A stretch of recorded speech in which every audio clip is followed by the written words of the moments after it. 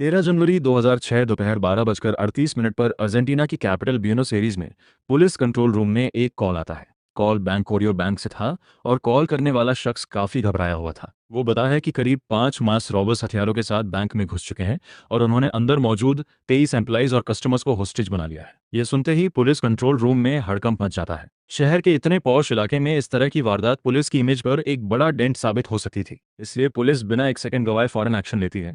और कुछ ही मिनटों में जिस सड़क पर खामोशी पसरी हुई थी वहां अचानक साइरेंस की गूंज और पुलिस की गाड़ियों की लाइन लग जाती है। देखते ही देखते करीब 300 पुलिस वाले बैंक को चारों तरफ से घेर लेते हैं, जिसमें अर्जेंटीना की सबसे घातक और हाईली ट्रेंड मानी जाने वाली फेल्कन टीम भी शामिल थी। वहां पहुंचते ही भारी हथियारों, बुलेट प्रूफ जैकेट्स और मॉडर्न कम्युनिकेशन इक्विपमेंट से लैस पुलिस और कमांडोज अपनी पोजीशंस ले लेते हैं। जहां कुछ कमांडोज खामोशी से बैंक की छत पर उतार दिए जाते हैं, तो वहीं आसपास की ऊंची इमारतों पर स्नाइपर्स अपना मोर्चा संभाल लेते हैं और उनकी स्नाइपर राइफल्स सीधे बैंक के एंट्री एग्जिट पॉइंट्स पर टिक जाती है। इस हाई प्रोफाइल ड्रामे की खबर जैसे ही न्यूज़ चैनलों को लगती है, वहां चारों तरफ मीडिया के दर्जनों ओबी वैन्स और कैमरों का जाल बिछ जाता है। कुछ ही देर में पूरा अर्जेंटीना अपनी टीवी स्क्रीन से चिपक जाता है। इस तरह कुछ ही मिनटों में एक शांत सड़क पूरी तरह एक टैक्टिकल वॉर जोन में बदल चुकी थी और अब सबकी नजरें उस बैंक पर टिकी थी जिसके अंदर जिंदगी और मौत के बीच की जंग चल रही थी।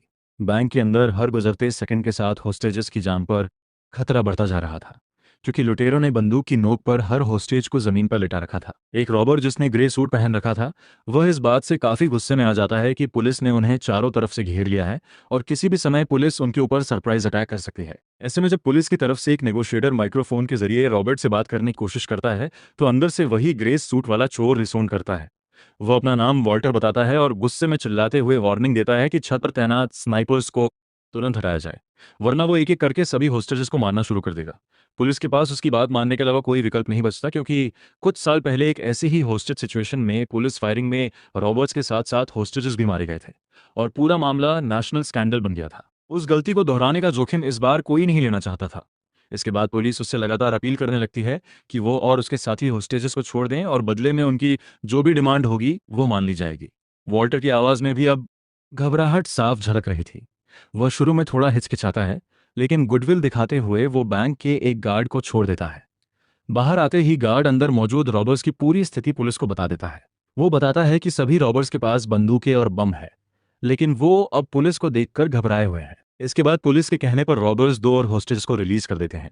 इससे पुलिस को लगने लगता है कि ये लुटेरे वायलेंट नहीं है और सिचुएशन को पीसफुली रिजॉल्व करना चाहते हैं। धीरे धीरे बातचीत का माहौल ऐसा बनने लगता है जैसे पुलिस के हुजूम को देख रॉबर्ट सरेंडर की तरफ बढ़ रहे हैं।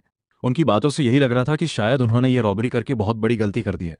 पुलिस को यकीन होने लगता है कि अब पूरी सिचुएशन उनके कंट्रोल में है और बस कुछ ही देर में वो रॉबर्ट्स को गिरफ्तार कर लेंगे। लेकिन तभी उन रॉबर्ट्स की तरफ से एक ऐसी मांग की जाती है जिसे सुनकर हर कोई हैरान रह जाता है। वो पुलिस से कहते हैं कि उनके और होस्टेजेस के लिए बैंक के अंदर कुछ पिज़्ज़ाज और सॉफ्ट ड्रिंक्स भेजी जाए और तब तक वो सरेंडर की शर्तों पर विचार करेंगे। ये मांग बड़ी अजीब थी, क्योंकि चारों तरफ से हथियारों से लेस 300 से ज़्यादा पुलिस कर्मियों से घिरे रॉबर्स भला पिज़्ज़ा खाने के बारे में कैसे सोच सकते थे। लेकिन पुलिस उनकी डिमांड मान लेती है और करीब 3040 मिनट में उनके लिए पिज़्ज़ा अंदर भिजवा दिए जाते हैं। अब हाल ये था कि बाहर पुलिस बंदूकें ताने खड़ी थी और अंदर रॉबर्स और होस्टेजेस पिज़्ज़ा खा रहे थे। इतना ही नहीं, एक वक्त पर रॉबर्स एक बैंक एम्प्लॉई के लिए हैप्पी बर्थडे तक गाते हैं। इस बिहेवियर से पुलिस को यकीन हो जाता है कि यह कोई खतरनाक चोर नहीं बल्कि भटके हुए लोग हैं जो जल्द ही सरेंडर कर देंगे। पुलिस अब काफ़ी हद तक रिलैक्स थी और उन्हें बस रॉबर्ट्स के सरेंडर करने और होस्टेजेस को रिलीज किए जाने का इंतजार था। लेकिन इसके बाद रॉबर्ट्स की तरफ से अचानक कोई जवाब आना बंद हो जाता है। पुलिस बार बार कांटेक्ट करने की कोशिश करती है, लेकिन करीब 3 घंटे तक कोई रिस्पांस नहीं मिलता। अब दोपहर शाम में बदल चुकी थी और पुलिस की चिंता बढ़ने लगी थी। उन्हें डर था कि कहीं लुटेरों ने हताशा में आकर हॉस्टेजेस को कोई नुकसान तो नहीं पहुंचा दिया। दूसरी तरफ मीडिया इस पूरे ऑपरेशन को लाइव दिखा रहा था और पूरे देश की नज़रें इस जगह टिकी हुई थी। बढ़ते प्रेशर के बीच शाम 7 बजे भारी हथियारों से लेस स्पेशल फोर्सेस की टीम एक जोरदार धमाके के साथ बैंक के भीतर धावा बोल देती है। उन्हें उम्मीद थी कि अंदर गोलियां चलेंगी या लुटेरे सरेंडर करेंगे, लेकिन जैसे ही वह अंदर दाखिल हुए, वहां का नज़ारा देखकर ऑफिसर्स के भी होश उड़ गए। जिस बैंक को सैकड़ों पुलिसकर्मियों ने बाहर से घेर रखा था, वहां अब लुटेरों का नामो निशान तक नहीं था।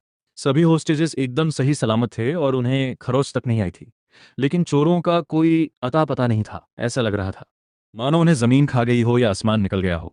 हॉस्टेजेस को सुरक्षित बाहर निकालने के बाद पुलिस की पूरी टीम और डिटेक्टिव्स की एक स्पेशल यूनिट बैंक के चप्पे चप्पे की तलाशी में जुट जाती है। डिटेक्टिव्स सभी फ्लोर्स की तलाशी ले लेते हैं, लेकिन वहां से एक भी रुपया गायब नहीं था और न किसी तरह के संघर्ष के निशान नजर आ रहे थे।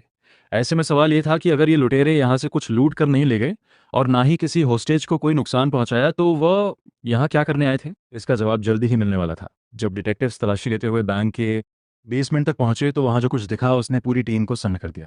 वहां की दीवारों पर मजबूत स्टील के सैकड़ों सेफ डिपॉजिट बॉक्सेस लगे हुए थे, जिन्हें किसी एक्सपर्ट की तरह बड़ी सफाई से निशाना बनाया गया था। बैंक की इन तिजोरियों में रईस और वीआईपी लोगों की पुश्तैनी दौलत और बेशुमार खजाना भरा हुआ था। लुटेरों ने 400 में से 143 तिजोरियों को पूरी तरह खाली कर दिया था और वहां से लगभग 20 मिलियन यूएस डॉलर्स की संपत्ति लेकर बड़ी चालाकी से रफू चक्कर हो चुके थे। ये देख पुलिस के पैरों तले जमीन खिसक गई, लेकिन असली शौक उन्हें तब लगता है जब वहां से पुलिस को फर्श पर सलीके से रखी हुई टॉय गन्स मिली। ये देखकर पुलिस अधिकारी शर्मिंदा थे कि जिस गिरोह ने घंटों तक पूरी सरकार और सुरक्षा तंत्र को नचाया, उनके पास असली हथियार तक नहीं थे। वहां पर बम पड़े हुए थे, लेकिन वह भी नकली थे। वहां उन शातिर लुटेरों ने एक हैंड रिटन मैसेज भी छोड़ा था, जिसमें उन्होंने लिखा था, in a neighbourhood of rich people without weapons और ग्रजेस इट्स संगीत just money not love. Police को अब ये समझ आ चुका था कि उनके साथ एक बहुत बड़ा माइंड गेम खेला गया था। उन शातिर चोरों का मकसद खून बहाना कभी था ही नहीं, बल्कि उनका पूरा प्लान पुलिस को एक ऐसी उलझन और माइंड गेम में उलझाए रखना था जिससे उन्हें चोरी करने और वहां से एक सीक्रेट रास्ते से भागने का समय मिल सके। लेकिन सबसे बड़ा सवाल अब भी यही था कि आखिर वो गए तो गए कहाँ। बैंक के हर दरवाजे पर पुलिस तैनात थी, चारों तरफ से घेराबंदी थी, फिर भी वो ऐसे कैसे गायब हो गए। इस सवाल का जवाब ढूंढते हुए जब डिटेक्टिव ने बेसमेंट की गहराई से जांच शुरू की तो उन्हें ऐसा नज़ारा दिखाई देता है जिससे उनके पैरों तले जमीन खिसक जाती है। जहां सेफ डिपॉजिट बॉक्सेस रखे हुए थे, वहां की पिछली दीवार में एक बड़ा सा होल बना हुआ था जो सीधे नीचे एक नाले की तरफ जाता था और उस नाले का रास्ता बैंक के पास की मेन सड़क तक खुलता था। अब पुलिस को समझ आ चुका था कि जब ऊपर कुछ रॉबर्स होस्टेजेस को नकली बंदूकों के दम पर पकड़कर पुलिस का समय बातों में और पिज्जा मंगवाने में बर्बाद कर रहे थे, तब उसी दौरान नीचे उनकी दूसरी टीम आराम से बैंक लॉकर्स खाली कर रही थी और फिर उसी सीक्रेट टनल के जरिए बाहर निकल गई। ये देखकर पुलिस, कमांडोज और डिटेक्टिव्स बस एक दूसरे को देखते रह गए। ये सदी की सबसे बड़ी और सबसे शातिर चोरी थी, जहां पुलिस बाहर खड़ी रह गई और चोर बिना किसी को नुकसान पहुंचाए 20 मिलियन यूएस डॉलर्स का माल लेकर फरार हो गए। इस हैरतअंगेज डकैती के बाद अर्जेंटीना की पुलिस और प्रशासन की साख दांव पर लग चुकी थी, लेकिन इस मामले में शुरू से ही पुलिस के हाथ खाली थे। उनके पास ना तो कोई चेहरा था, ना कोई पहचान थी, क्योंकि लुटेरों ने पूरी डकैती के दौरान चेहरों पर मास्क पहन रखे थे। फॉरेंसिक एक्सपर्ट्स ने फिंगरप्रिंट्स और डीएनए सैंपल्स इकट्ठा करने शुरू किए, लेकिन यहां भी रॉबर्स ने बड़ी चालाकी दिखाई थी। उन्होंने ब्यूटी पार्लर से लाए गए नकली बाल पूरे बैंक में बिखेर दिए थे ताकि डीएनए सैंपल्स मिक्स हो जाए और जांच और उलझ जाए। पुलिस ने बैंक और उसके आसपास के सभी सीसीटीवी फुटेज खंगाले, लेकिन लुटेरों ने इतनी सफाई से काम किया था कि उनकी पहचान करना नामुमकिन लग रहा था। इसी दौरान पुलिस को एक महत्वपूर्ण लीड मिली जब सीवर लाइन में उन्हें एक छोटी रबर की नाव मिली जिसे लुटेरे शायद हड़बड़ी में छोड़ गए थे। उस नाव पर एक खास डोर का मार्क था जिससे पुलिस को लगा कि शायद वे खरीदार तक पहुंच सकते हैं, लेकिन वहां भी उन्हें निराशा ही हाथ लगी क्योंकि खरीदारी कैश में की गई थी। एक तरफ जहां हर तरफ पुलिस इन रॉबर्स को ढूंढने की कोशिश में जुटी थी, वहीं दूसरी तरफ अर्जेंटीना के टीवी चैनल्स पर चल रहे टॉक शोज में एक अजीब सी बहस छिड़ गई थी। कुछ लोग इस डकैती की निंदा कर रहे थे, तो कुछ इन चोरों को जीनियस मानकर उनके फैन हो चुके थे। रेडियो शोज पर कॉल्स की बाढ़ आ गई और ताज्जुब की बात यह थी कि ज्यादातर लोग इन चोरों के सपोर्ट में बोल रहे थे। एक कॉलर ने तो यहां तक कह दिया कि उन्होंने बिना किसी की जान लिए अमीरों को लूटा है और वो हमारे लिए हीरोज हैं। देखते ही देखते टॉय गन से रॉबरी का सिंबल बन गई। अखबारों में ऐसी तस्वीरें छपी जहां फॉरेंसिक टीमें सबूत के तौर पर बच्चों की प्लास्टिक पिस्तौलें थैलियों में भर रही थी। पुलिस के ऊपर दबाव इतना बढ़ गया कि उन्होंने अर्जेंटीना के इतिहास का सबसे बड़ा मैन हंट शुरू कर दिया। लेकिन दिन हफ्तों में बदल गए, मगर पुलिस को ना तो चोर मिले और ना ही उनका कोई सुराग मिल सका। इन चोरों की चालाकी का अंदाजा इसी बात से लगाया जा सकता है कि जब शाम 7 बजे पुलिस ने बैंक के अंदर धावा बोला था, तब तक वो लोग न सिर्फ चोरी को अंजाम देकर निकल चुके थे, बल्कि अपने ठिकाने पर बैठकर उसी ऑपरेशन को लाइव टीवी पर देख रहे थे। लेकिन आखिर इतनी सटीक प्लानिंग के साथ इस रॉबरी को अंजाम कैसे दिया गया? असल में इस हाइस्ट का मास्टरमाइंड कोई आम क्रिमिनल नहीं बल्कि एक आर्टिस्ट फर्नांडो अराउजो था। फर्नांडो काफी क्रिएटिव और शार्प माइंडेड था, लेकिन उसका दिमाग अक्सर इलीगल एक्टिविटीज की तरफ दौड़ता था। उसके मन संगीत में चोरी और डकैती के ख्याल किसी फिल्म की स्क्रिप्ट की तरह आते थे। पहली बार फर्नांडो के दिमाग में एक ख्याल 1999 की रमालो हाइस के फेल होने के बाद आया था, जहां पुलिस की अंधाधुंध फायरिंग में मासूम लोग मारे गए थे। उसने सोचा कि क्यों ना एक ऐसी डकैती की जाए जिसमें रत्ती भर भी वायलेंस ना हो। वो अपने इस काम को अंजाम देने के लिए इतना एक्साइटेड था कि भले ही ये चोरी उसने 2006 में की, लेकिन इसकी तैयारी उसने 3 साल पहले 2003 में ही शुरू कर दी थी। चोरी के लिए उसने बैंकोरियो को चुना जहां शहर के रईसों का पैसा और सोना रखा जाता था। इसके बाद उसने बैंकोरियो के पास एक घर किराए पर लिया और बैंक से कुछ दूरी पर नीचे मौजूद सीवर टनल को एक्सप्लोर करने लगा। वह जानता था कि इतना बड़ा और पेचीदा काम वो अकेला नहीं कर सकता। इस मिशन को अंजाम देने के लिए उसे किसी ऐसे इंसान की ज़रूरत थी जिस पर वह आंख बंद करके भरोसा कर सके और जिसके पास कमाल की टेक्निकल स्किल्स हो। तभी उसे अपने एक पुराने स्कूल के दोस्त सेबेस्टियन गैसिया बोलिस्टर का ख्याल आया। सेबेस्टियन एक स्किल्ड मैकेनिक था जो मशीनन्स के साथ कमाल का खेल जानता था। एक दिन फर्नांडो अराउजो ने उससे कहा, दोस्त कैसा हो अगर हम एक बैंक लूटे और फिर वहां से ऐसे गायब हो जाए कि पुलिस को कानो कान खबर तक ना हो। फर्नांडो की यह बात सुनकर सेबेस्टियन हैरान रह गया, लेकिन उसे लगा कि वो शायद नशे में ऐसी हवा हवाई बातें कर रहा है। देखा जाए तो ये दोनों बचपन के दोस्त होने के बावजूद एक दूसरे संगीत से बिल्कुल अलग थे। फर्नांडो जहां एक फ्री स्पिरिट कलाकार था और हमेशा अजीबोगरीब कामों में लगा रहता था, वहीं सेबेस्टियन एक फैमिली मैन था जो कायदे कानून से अपनी जिंदगी जीता था। लेकिन फर्नांडो अच्छी तरह जानता था कि सेबेस्टियन इस पूरे मिशन की बैकबोन साबित हो सकता है। इसलिए फर्नांडो ने उसे धीरे धीरे इस मिशन के लिए इमोशनली और लॉजिकली घेरना शुरू किया। उस वक्त फर्नांडो अराउजो एक बहुत ही पेनफुल ब्रेकअप से गुजर रहा था। अपने अकेलेपन से बचने के लिए उसने अपने लॉफ्ट की खिड़कियों को काले पेंट से पूरी तरह कवर कर दिया था ताकि उसे दिन और रात का फर्क महसूस ना हो और वो बाहरी दुनिया से पूरी तरह कट सके। वह वहाँ हाई ग्रेड मेवाना उगाता था और अपना सारा समय नशा करते हुए बैंक डकैतियों पर बनी फिल्म्स और डॉक्यूमेंट्रीज देखने में बिताता था। वो घंटों तक इस बात की बारीकी से स्टडी करता था कि पिछले लुटेरों ने कहाँ कहाँ गलतियां की, ताकि वो अपनी डकैती को एक परफेक्ट हाइस के रूप में डिजाइन कर सके। उसे उम्मीद थी कि दोस्त को ऐसी हालत में देखकर जरूर से सेबेस्टियन उसकी मदद के लिए तैयार हो जाएगा। फर्नांडो के पास सेबेस्टियन को मनाने के लिए एक और मजबूत वजह थी। उस समय अर्जेंटीना में कोराली नाम का एक भयानक बैंकिंग संकट आया था, जिसमें लोगों को अपने ही बैंक अकाउंट से पैसे निकालने पर रोक लगा दी गई थी। लाखों लोगों की सेविंग्स बैंकों में फंस गई थी और आम जनता का बैंकिंग सिस्टम से भरोसा पूरी तरह टूट चुका था। सेबेस्टियन भी इस क्राइसिस का शिकार हुआ था। उसके परिवार ने अपनी जमा पूंजी खो दी थी और उसके अंदर बैंकों के खिलाफ गहरा गुस्सा था। फर्नांडो ने उसी गुस्से को इस्तेमाल किया और उसे यकीन दिलाया कि यह रॉबरी सिर्फ पैसा कमाने के लिए नहीं बल्कि सिस्टम से बदला लेने का तरीका भी होगी। जब उसे यह भरोसा मिला कि इसमें किसी को कोई नुकसान नहीं पहुंचाया जाएगा और असली हथियार तक इस्तेमाल नहीं होंगे, तो सेबेस्टियन इस मिशन का हिस्सा बनने के लिए तैयार हो गया। इसके बाद शुरू हुई एक ऐसी प्लानिंग जिसने इस रॉबरी को हाइस्ट ऑफ द सेंचुरी बना दिया। करीब 2 साल तक फर्नांडो ने हर छोटी बड़ी चीज पर काम किया। सबसे पहले उसने बैंक के स्ट्रक्चर को बारीकी से समझा, सीवर लाइंस के सीक्रेट मैप्स हासिल किए और एक 15 मीटर लंबी टनल बनाने का प्लान तैयार किया जो बैंक के वॉल्ट को सीधे स्टॉर्म ड्रेन सिस्टम से जोड़ती थी। पूरे ऑपरेशन को 2 हिस्सों में बांटा गया था। प्लान ये था कि पहली टीम मेन गेट से बैंक में घुसेगी, एम्प्लॉइजेज और कस्टमर्स को होस्टेजेस बनाएगी और पुलिस को नेगोशिएशन में उलझाए रखेगी ताकि सबका ध्यान सिर्फ उन्हीं पर टिका रहे। वहीं दूसरी टीम नीचे स्वय लाइन के रास्ते उस टनल के जरिए बैंक के बेसमेंट वॉल तक पहुंचेगी और असली चोरी को अंजाम देगी। प्लान था कि काम पूरा होते ही सभी रॉबर्स उसी टनल के रास्ते बाहर निकल जाएंगे, जबकि पुलिस ऊपर मेन गेट पर यही समझती रहेगी कि चोर अब भी अंदर ही है। इस प्लान को परफेक्ट बना चोर अब भी अंदर ही है। इस प्लान को परफेक्ट बनाने के लिए फर्नांडो ने बैंक के अंदर और बाहर महीनों तक रेकी की। मैनेजर से लेकर गार्ड्स तक हर एम्प्लॉय की रूटीन, बिहेवियर और साइकोलॉजी को समझा गया ताकि होस्टेज सिचुएशन में उनके रिएक्शन का पहले से अंदाजा लगाया जा सके। यहाँ तक कि उन लोगों ने टॉय गन्स में वेट डालकर उन्हें असली हथियार जैसा बना दिया ताकि किसी को शक तक ना हो। हर डिटेल इतनी बारीकी से तैयार की गई थी कि यह सिर्फ एक रॉबरी नहीं बल्कि एक परफेक्टली एग्जीक्यूटेड ब्लूप्रिंट बनने वाला था। लेकिन इतने बड़े मिशन के लिए सिर्फ 2 लोग काफी नहीं थे। फर्नांडो को कुछ ऐसे मंजे हुए खिलाड़ियों की तलाश थी जो प्रेशर में भी शांत रह सके। इसलिए वो कुछ कॉन्टैक्ट्स के जरिए रूबेन बेटो, डेल टोरे और डॉग से मिला। बेटो और डॉग को इस तरह की चोरियों में महारत हासिल थी।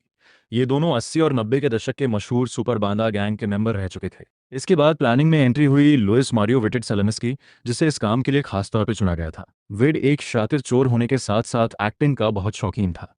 विड ही आगे वॉल्टर बनकर पुलिस को बातचीत में उलझाने वाला था। इसके अलावा इन लोगों के साथ जूलियन जलोचेरिया नाम का एक ड्राइवर भी शामिल था जो चोरी के बाद इन लोगों की भागने में मदद करने वाला था, क्योंकि सीवर लाइन का मुंह सीधे मेन सड़क पर खुलता था। इसलिए अगर वो वहीं से बाहर निकलते तो पकड़े जाने का खतरा बहुत ज्यादा था। इसी जोखिम को खत्म करने के लिए उन्होंने एक और चालाकी भरा प्लान बनाया।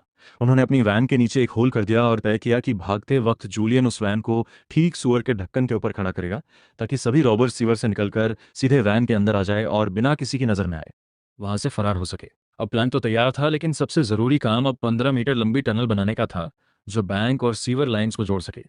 लेकिन उस टनल को तैयार करना इस मिशन का सबसे मुश्किल हिस्सा था, क्योंकि कुल्हाड़ी से छोटा सा छेद करने में भी घंटा भर लग रहा था। ऐसे में टनल खोदने के लिए 220 वाट का एक जनरेटर और इलेक्ट्रोन्यूमेटिक ड्रिल का इस्तेमाल किया गया। लगभग 1 साल तक वो लोग रोज रात को सीवर के गंदे और बदबूदार पानी में उतरते और मशीनों और हाइड्रोलिक जैक का इस्तेमाल करके सुरंग को खोदने की कोशिश करते। लेकिन बीच बीच में उनका प्लान ठप होने की कगार पर पहुंच गया। सीवर में अक्सर पानी का लेवल बढ़ जाता था, इससे काम रुक जाता था। इस समस्या को दूर करने के लिए उन्होंने सीवर के भीतर एक छोटा डैम बनाया ताकि पानी के बहाव को कंट्रोल किया जा सके। उन्हें इसमें छोटी इन्फ्लेटेबल बोट्स का इस्तेमाल करना था, जिससे चोरी का माल बैंक से बाहर लाया जा सके। इस तरह काफ़ी ज़्यादा मेहनत के बाद ये लोग बैंक के बेसमेंट की दीवार तक पहुंचने में कामयाब रहे, जहां सेफ लॉकर्स रखे हुए थे। लंबी तैयारी के बाद आखिरकार 13 जनवरी 2006 का दिन इस रॉबरी के लिए चुना गया। उस दिन सुबह करीब 10 बजे ब्यूनोस सीरीज में मौजूद बैंक खुला और रोज की तरह कस्टमर्स की भीड़ जमा होने लगी। कुछ देर बाद फर्नांडो अपने 3 साथियों के साथ फ्रंट गेट से अंदर दाखिल हुआ, जबकि मुख्य इंजीनियर सेबस्टियन नीचे टनल में सिग्नल का इंतजार कर रहा था। बाहर सड़क पर जूलियन सालोचेरिया अपनी वैन में बैठा पूरे ऑपरेशन पर नजर रख रहा था। दोपहर करीब 12:30 प्लान का पहला हिस्सा शुरू हुआ। रॉबर्ट्स ने नकली हथियारों के दम पर बैंक में मौजूद 23 एम्प्लॉइज और कस्टमर्स को हॉस्टेज बना लिया और विथर्ड ग्रे सूट में वॉल्टर बनकर पुलिस को अपनी बातों के जाल में उलझाने लगा। जैसे ही ऊपर से सिग्नल मिला, सबस्टियन टनल के रास्ते बैंक के बेसमेंट की दीवार तोड़कर वॉल्ट में घुस गया। सबस्टियन और फर्नांडो ने इलेक्ट्रोन्यूमेटिक ड्रिल्स और हाइड्रोलिक जैक्स की मदद से एक एक करके 143 सेफ डिपॉजिट बॉक्सेस तोड़ दिए। इसके बाद सोने के बिस्कुट, हीरे के गहने, कैश और करोड़ों की संपत्ति को बोरों में भरकर इन्फ्लेटेबल रबर बोट्स में लोड किया गया। ऊपर पिज्जा पार्टी, नेगोशिएशन और मीडिया की कवरेज के बीच पुलिस को लग रहा था कि वो रॉबर्ट्स को थका रहे हैं, लेकिन असल में वो खुद एक जाल में फंस चुके थे। शाम करीब 4 बजे तक नीचे का पूरा काम खत्म हो चुका था। इसके बाद चोर टनल के रास्ते करीब 10 ब्लॉक्स दूर एक मैनहोल तक पहुंचे, जहां जूलियन अपनी वैन के साथ इंतजार कर रहा था और सभी लूट का माल लेकर वहां से फरार हो गए। यानी इसके बाद करीब 3 घंटे तक होस्टेजेस बेवजह अंदर पड़े रहे और पुलिस बाहर इंतजार करती रही, इस भ्रम में कि रॉबर्ट्स अभी भी बैंक के अंदर है। शाम 7 बजे जब पुलिस ने धमाके के साथ बैंक के अंदर एंट्री ली, तो उन्हें वहां सिर्फ डरे हुए होस्टेजेस मिले। लुटेरे, उनका खजाना और उनके असली चेहरे, सब कुछ गायब हो चुका था। पुलिस के नाक के नीचे से 20 मिलियन US डॉलर से ज्यादा की संपत्ति लूट ली गई थी और अर्जेंटीना के इतिहास की सबसे बड़ी नॉन वायलेंट रॉबरी को अंजाम दे दिया गया था।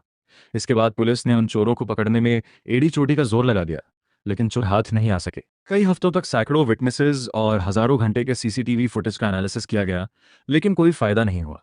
ऐसा लग रहा था कि अर्जेंटीना की सबसे बड़ी चोरी करने वाले वो चोर कभी नहीं पकड़े जाएंगे।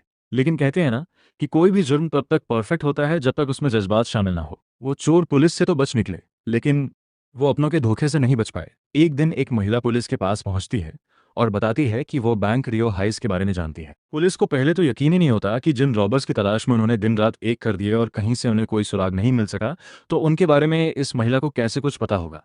लेकिन उस महिला ने सबूत के तौर पर पुलिस वालों को एक ज्वेलरी दी जो चोरी हुए 143 सेफ डिपॉजिट्स में से थी। कमाल की बात यह थी, ये महिला कोई और नहीं बल्कि इस डकैती के मुख्य किरदारों में से एक रूबेन बेटोडेला टोरे की पत्नी एलिशिया डियोलियो थी। दरअसल डकैती के बाद जब बेटों को करोड़ों का हिस्सा मिला, तो उसने अपनी पत्नी को धोखा देकर अपनी एक यंग एंड ब्यूटीफुल प्रेमिका के साथ भागने की तैयारी कर ली थी। इसलिए जब उसकी पत्नी को इस बात का पता चला, तो उसने गुस्से में पुलिस के आगे वो सब उगल दिया जो उसे पता था। बस फिर क्या था। इसके बाद पुलिस ने पहले उसके पति बेटों को पकड़ा और फिर उसकी मदद से फर्नांडो अराउजो और बाकी चोरों को भी दबोच लिया।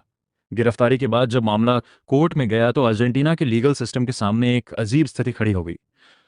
प्रोसिक्यूशन इसे एक बड़ा और खतरनाक अपराध साबित करना चाहता था, लेकिन डिफेंस ने पूरा खेल पलट दिया। उन्होंने कोर्ट में साबित कर दिया कि रॉबरी में इस्तेमाल हुई सभी गन्स नकली थी और किसी भी होस्टेज को नुकसान नहीं पहुंचाया गया था। अर्जेंटीना के कानून के अनुसार बिना असली हथियार के इसे आम रॉबरी नहीं माना जा सकता था। इसी दलील ने चोरों की सजा को काफी हल्का कर दिया। फरवरी 2010 में कोर्ट ने अपना फैसला सुनाया। मास्टरमाइंड संगीत